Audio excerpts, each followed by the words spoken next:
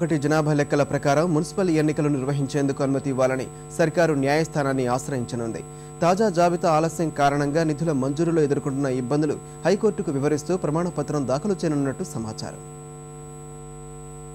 కేంద్ర నిధులపైనే పూర్తిగా ఆధారపడిన మున్సిపాలిటీల్లో ఎలాగైనా ఎన్నికలు నిర్వహించాలని సర్కారు భావిస్తోంది.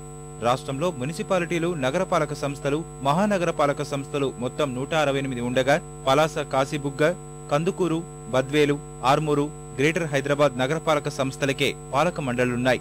మిగతావి ప్రత్యేక అధికారుల పాలనలో ఉన్నాయి. జేఎన్ఎన్యూఆర్ఎం పథకం తొలి దశలో భాగంగా 4 పట్టణాలలో దాదాపు 16,000 కోట్లు సర్కారు వెచ్చించింది. రెండో దశ పనులకు ఆ మేర ప్రణాళికలు సిద్ధం చేసుకున్నా ఎన్నికల జాప్యం వల్ల నిధులు ఆగిపోయాయి.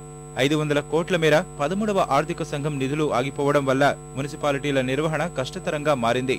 న్యాయస్థానం ఆదేశాల ప్రకారం 2011 జనాభా లెక్కల ప్రకారం ఎన్నికలకు వెళ్లాల్సి వస్తే 2013 మార్చి వరకు ఎన్నికలు నిర్వహించడం అసాధ్యం. ఫలితంగా 2001 జనాభా లెక్కలు ప్రాతిపదికగా తీసుకుని వెంటనే ఎన్నికలకు వెళ్లాలని సర్కారు యోచిస్తోంది.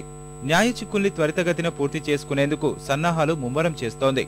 అంచనాలు ఫలిస్తే తొలుత 91 మున్సిపాలిటీలు, 14 నగరపాలక సంస్థల్లో ఎన్నికలు జరిగే అవకాశముంది.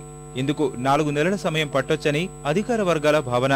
మిగిలిన కొత్త వాటిలో వార్డుల విభజన, సిబ్బంది నియామకం తదితర ప్రాథమిక ఏర్పాట్లకు కొంత సమయం తీసుకోనున్నారు. దేశంలోని ఏ రాష్ట్రంలోనూ మున్సిపాలిటీలకు సంబంధించి ఇటీవల ఢిల్లీ, పూణే, ముంబై నగరపాలక సంస్థల ఎన్నికలు 2001 జనాభా ప్రాతిపదికనే జరిగినందున మన రాష్ట్రానికి సంబంధించి హైకోర్టు నుంచి సానుకూల నిర్ణయం వస్తుందని సర్కారు భావిస్తోంది.